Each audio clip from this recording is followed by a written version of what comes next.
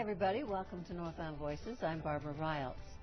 A businessman from the Brainerd Lakes area has received the GOP endorsement as the candidate Republicans would like to see unseat Minnesota's 8th District Congressman Rick Nolan. 41-year-old Stewart Mills has been busy meeting with voters and leaders across the state.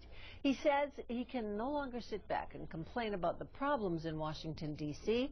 without rolling up his sleeves and offering to get out there and fix the problems. In Washington, D.C., we have to create jobs and prosperity. We have to repeal and replace Obamacare with something that actually works. We have to restore respect for our Constitution, and we have to establish fiscal sanity. Mills has no Republican challengers for the GOP endorsement. And joining us now, fresh off that endorsement convention, is Stewart Mills. And Stewart, thank you so much for coming in today. Thank you for having me, Barbara. So what made you've never held political office, you've never run for county or city office, state. What made you decide to run for national office? Well, first of all, I believe in we the people, a government of the people, for the people, by the people. And I was somebody who was outspoken, first of all, about Obamacare. I'm the plan administrator of our company's self-insured health plan. It covers over 6,000 of our team members and their families. And as that, I was an outspoken critic against Obamacare, the Affordable Care Act. And also, I'm a sportsman. I shoot competitively. I know how guns work. And I've also been an outspoken critic against gun control. And through my participation in the public dialogue, it came to a point where either put up or shut up. It was time to get off the bench and put some skin in the game or go away quietly. And I decided that when you start something, you're honor-bound, duty-bound to finish it. All right, let's talk about the political part of all of this, because although we did have a very short-term Republican in this congressional office, we have had a Democrat in the 8th District for a long time. Mm-hmm. And some say that Representative Kravac was kind of a whoops even, and now here you are trying to get this seat back from a Democrat. What do you think your chances are in the 8th District? Very good. This is a Republican district. It just doesn't know it yet. When you take a look at the trend lines and the voting patterns, every year it has trended Republican year after year, just on the pure math of it, just on the pure trend lines. This is the year this district is set for a flip, and it's going to stay there. It's going to stay Republican, because when you travel around this district, everybody agrees. People don't want to sign up for Obamacare. They don't want to turn in their guns, and they don't want to trade their paycheck for an unemployment check. This is a very conservative, philosophically, very conservative district. Would you say you're a pure Republican? I don't know what that is meant. I can tell you what I stand for, mm-hmm. and then you can draw your own conclusions. Well, what about the Tea Party? Where do you come down on the Tea Party? You know, I've never had really any involvement with the Tea Party up until running for office, and I've met with them, and the one thing that impresses me about them is they care more about your rights and your liberties than anything they would want for themselves from the government. Would you consider yourself a Tea Party candidate? I'm not going to define myself or accept any labels, but I consider myself a conservative, and that is the business community, the Second Amendment rights community, the Republicans, the constitutionalists, the libertarians, and includes the Tea Party. So I'm not necessarily in any wing of the conservative movement. So you don't want to accept labels, but you did accept the Republican endorsement. Yes. Is that important to your campaign? Oh, yes. Why? Very much so. Well, first of all, I am running as a Republican. I am a Republican, so there will be an R behind my name, and it would be difficult to do so if I didn't have the support of the Republicans. Can you work across the aisle? Can you get along with others who maybe don't have the exact same philosophy as you? I'm in business, and you don't stay in business for very long unless you're able to work with people and to make compromises, and also at times when you're going the wrong direction, change course. Well, let's talk a little bit about your business so our audience can learn a little bit more about you. Fleet Farms, you're of that family. Tell us about that. How did you grow up, and how did you, what did you do in the business? Well, my dad grew up during the Great Depression, and when he got back from military service in 1955, he and his twin brother Hank retooled my grandfather's auto parts stores for the ag community. And through that, we grew and took on a lot of different things other than just automotive parts and ag stuff. I mean, we got into pet food and we got into sporting goods and a lot of really fun stuff. And because my family has always had a strong work ethic, since before I was 14, I'm sure my dad violated some child labor laws. But we do that in our family, yes, don't we? But the statute of limitations are up on that, I'm sure. But work was a virtue. And so I mopped floors and stocked shelves at a very early age, and I worked my way up in the business. And it was something that was expected of us. Is that something that will help you as you move into this, if you get elected and move into this position?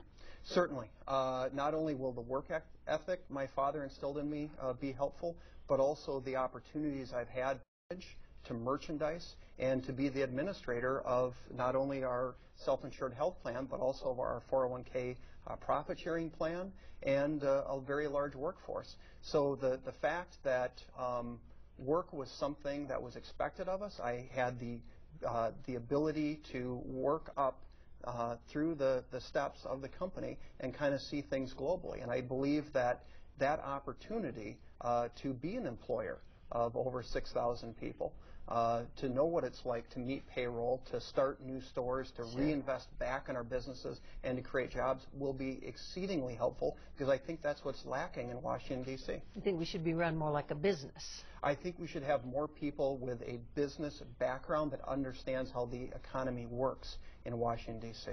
Some might say that you don't look like a typical Republican.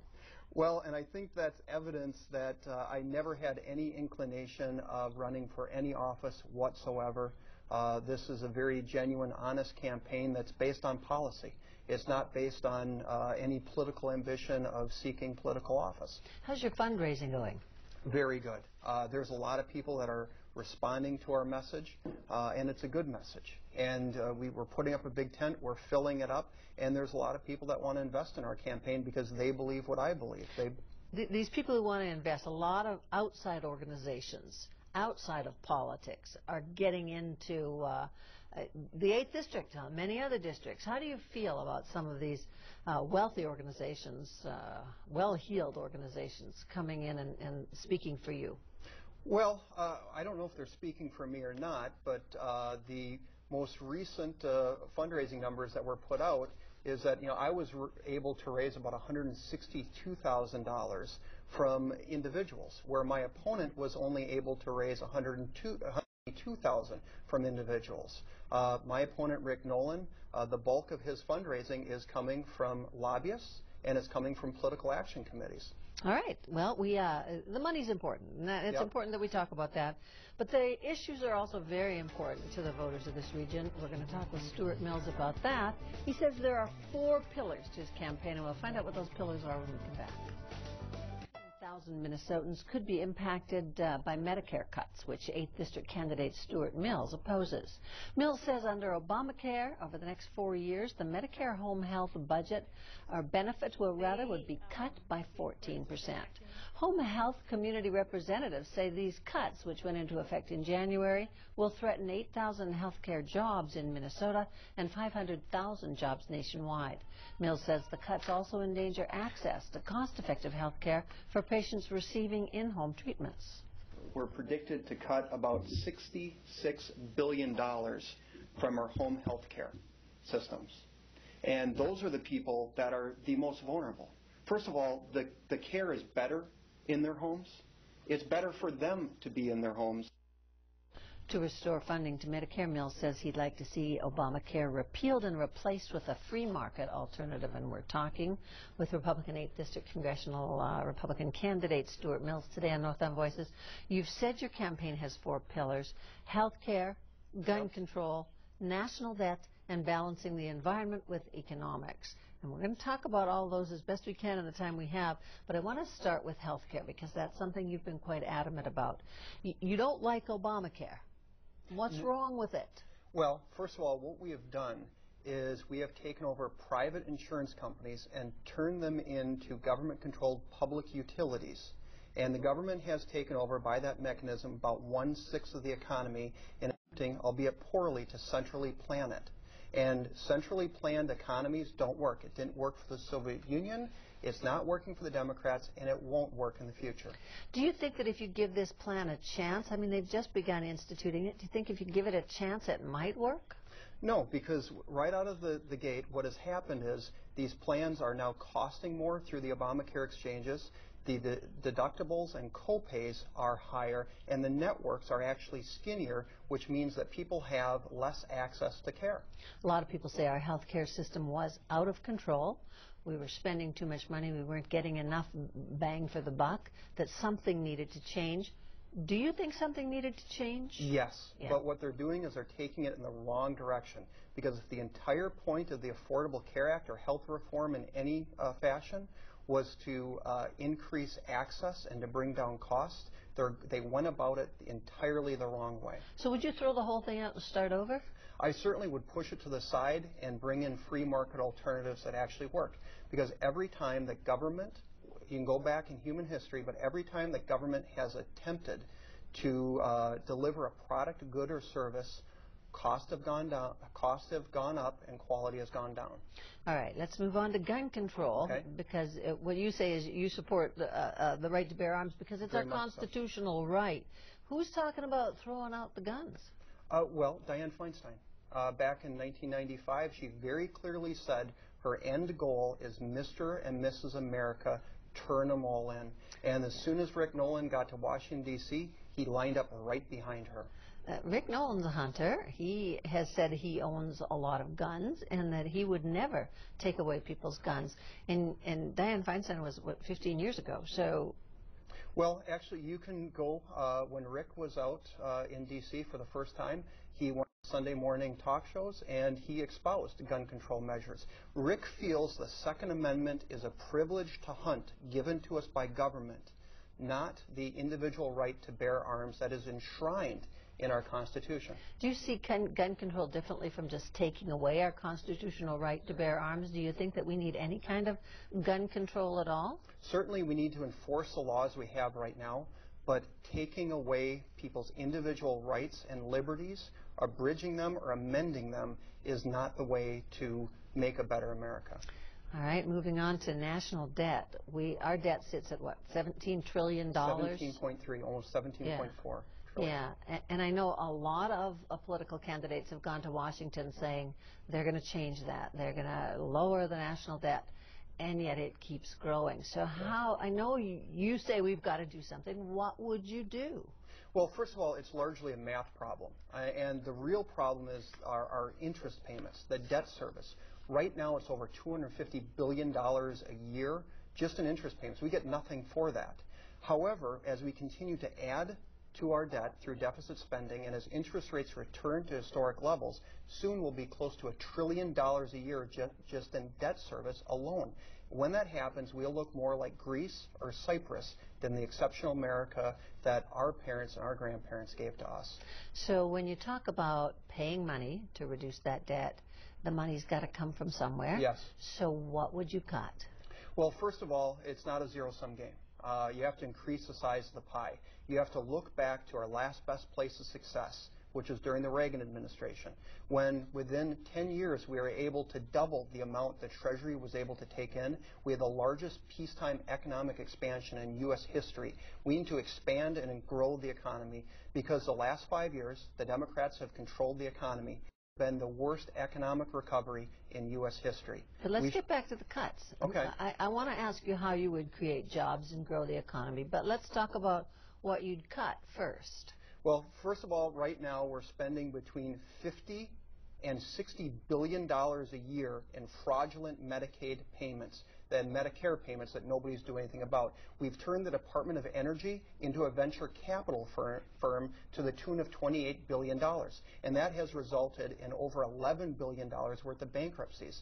Now, there's other components too, which are, again, they're still huge, and the $100 million, $200 million that we can look at too. We have duplicative job training programs. They're largely doing the same thing. We have over 7 different agencies running over 60 different job training programs. Certainly, we can whittle that down. The Obama Phone program. Now, the Lifeline program is a very valid program that allows rural America, the 8th District, our part of Minnesota, to be connected to the rest of the country, both digitally and through our phone landlines. It's a very valid program. However, when they put the Obama Phone program into that, we're literally handing out smartphones to people. That's $1.5 million that can be cut right there that can actually preserve and strengthen the Lifeline program. So you've done some research here. Oh, quite a bit. Yeah.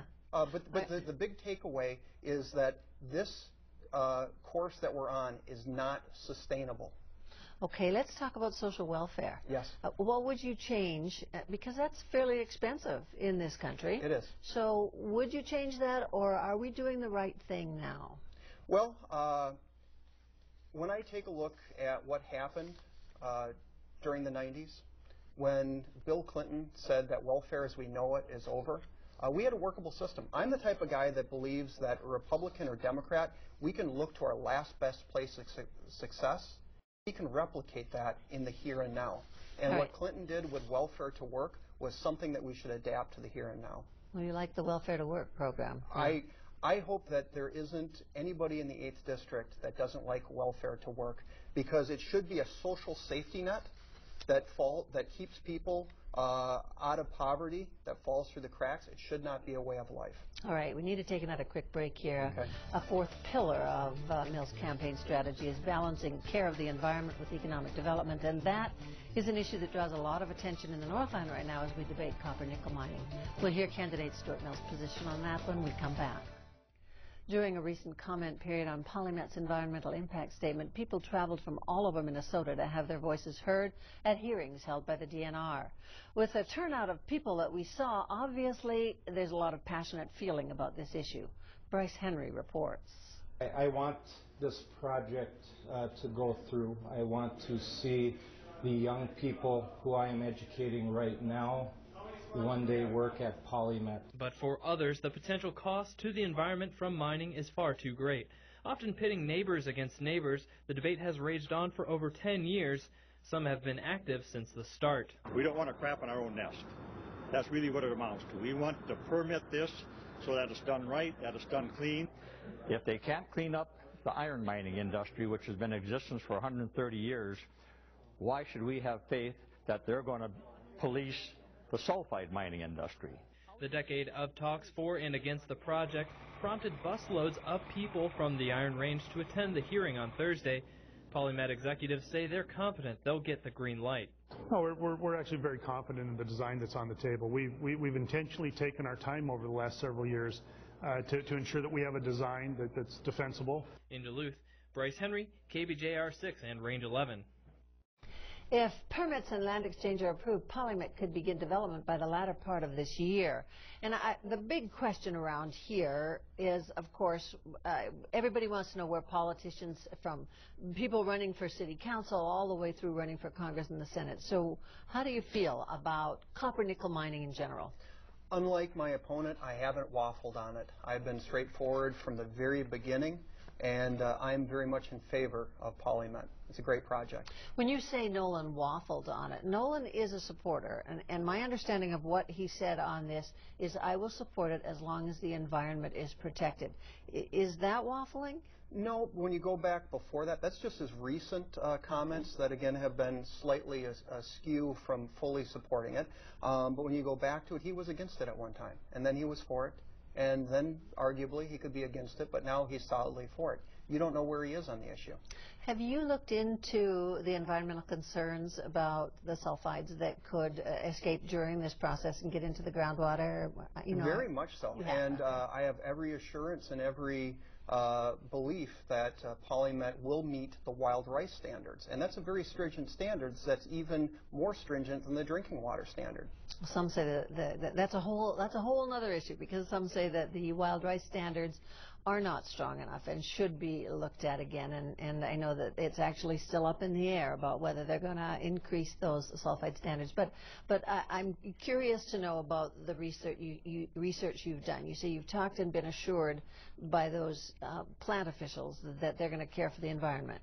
Well, right now, the current LTV plant that is there is polluting right now.